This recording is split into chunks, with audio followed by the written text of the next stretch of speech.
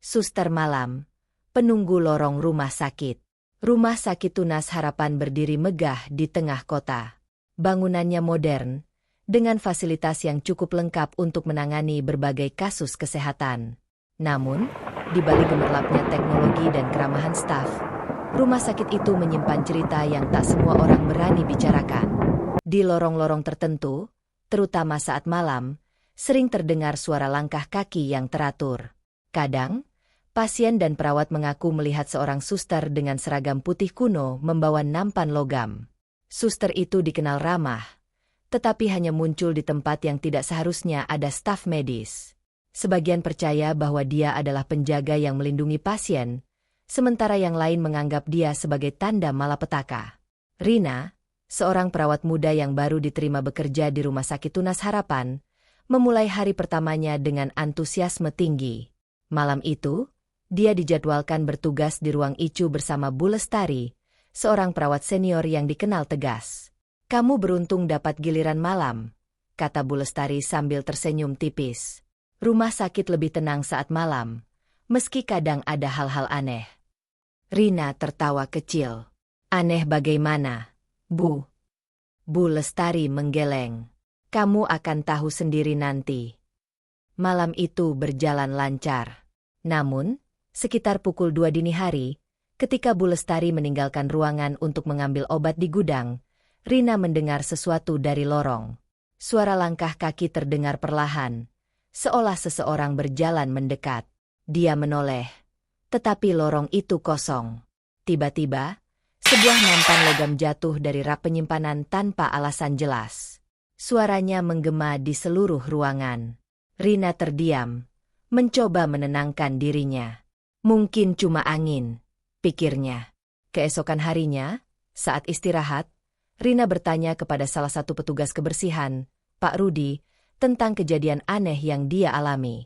Pak Rudi, seorang pria parubaya yang telah bekerja di rumah sakit itu selama lebih dari 2 dekade, menghela napas panjang sebelum menjawab. "Kamu mendengar suara langkah kaki? Atau nampan jatuh?" tanyanya. Rina mengangguk. "Iya." "Kenapa, Pak?"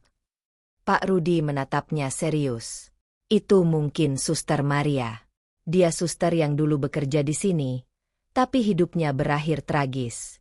Mereka bilang dia masih berkeliaran di lorong rumah sakit ini, terutama saat malam." Rina merasa merinding. "Kenapa dia masih ada di sini, Pak?" Pak Rudi menggeleng. "Tidak ada yang tahu pasti, tapi cerita ini sudah lama.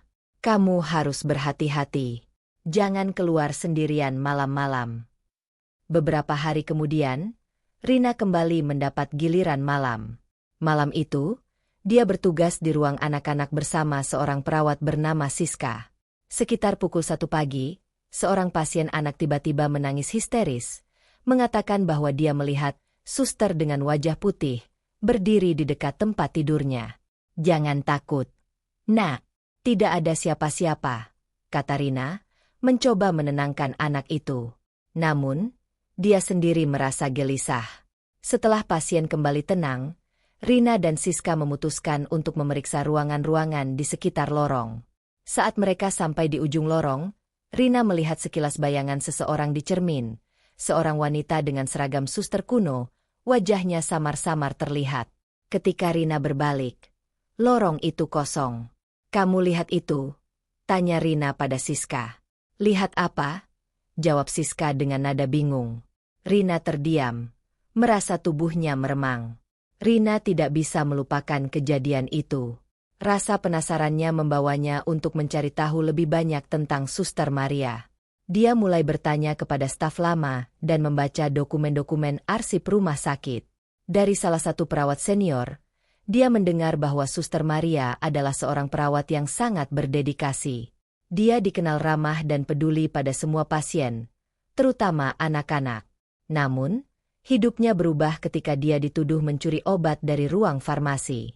"Maria difitnah oleh seseorang," kata perawat itu dengan nada berbisik. Tapi tidak ada yang membelanya. Akhirnya, dia mengakhiri hidupnya di ruang penyimpanan obat. Rina merasa ada yang tidak beres. "Siapa yang menuduhnya?" tanyanya. Seseorang yang punya kuasa besar saat itu, jawab perawat itu singkat.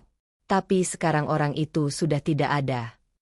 Seiring waktu, kejadian aneh di sekitar Rina semakin sering terjadi.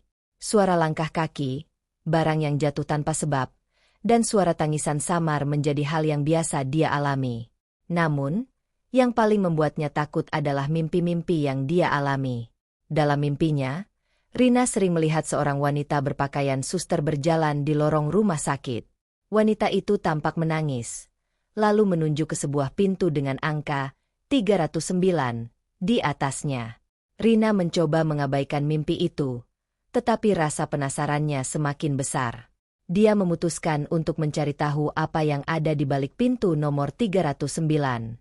Pada suatu malam, Rina mengambil keberanian untuk pergi ke ruangan 309. Ruangan itu ternyata adalah ruang penyimpanan obat yang sudah lama tidak digunakan. Ketika dia membuka pintu, udara dingin menyergapnya, dan bau obat-obatan lama memenuhi udara.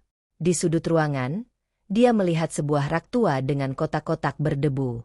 Di salah satu rak, dia menemukan sebuah buku catatan. Di dalamnya, ada catatan Maria, keluhan tentang bagaimana dia difitnah oleh seorang dokter yang sebenarnya menyalahgunakan obat-obatan untuk kepentingan pribadi. Tiba-tiba, pintu ruangan tertutup dengan keras, dan suara langkah kaki terdengar mendekat. Rina merasa jantungnya berdegup kencang. Dia mencoba membuka pintu, tetapi pintu itu terkunci. Di belakangnya, dia mendengar suara pelan, "Tolong aku." Ketika dia berbalik, dia melihat sosok Suster Maria berdiri dengan wajah penuh air mata. Sosok itu menatapnya seolah meminta bantuan, lalu menghilang perlahan. Setelah keluar dari ruangan itu, Rina membawa buku catatan Maria ke kepala rumah sakit. Dia menjelaskan temuannya dan meminta agar kasus Maria diusut kembali. Pada awalnya, pihak rumah sakit enggan membahas hal itu. Namun, setelah Rina menunjukkan bukti dari buku catatan tersebut, mereka setuju untuk membuka arsip lama. Hasil penyelidikan menunjukkan bahwa tuduhan terhadap Maria memang palsu. Dokter yang menuduhnya ternyata adalah pelaku sebenarnya. Tetapi kasus itu ditutupi karena pengaruh dan kuasa yang dia miliki. Nama Maria akhirnya dipulihkan, dan sebuah upacara kecil diadakan untuk mengenang dedikasinya sebagai seorang perawat. Sejak nama Maria dibersihkan, kejadian aneh di rumah sakit mulai berkurang. Lorong-lorong yang dulu terasa angker kini menjadi lebih tenang. Namun, Rina merasa bahwa Maria masih ada, bukan sebagai arwah yang mengganggu, tetapi sebagai penjaga rumah sakit. Kadang, saat malam, Rina merasa ada seseorang yang membantunya, seperti bayangan Maria yang masih setia menjaga pasien.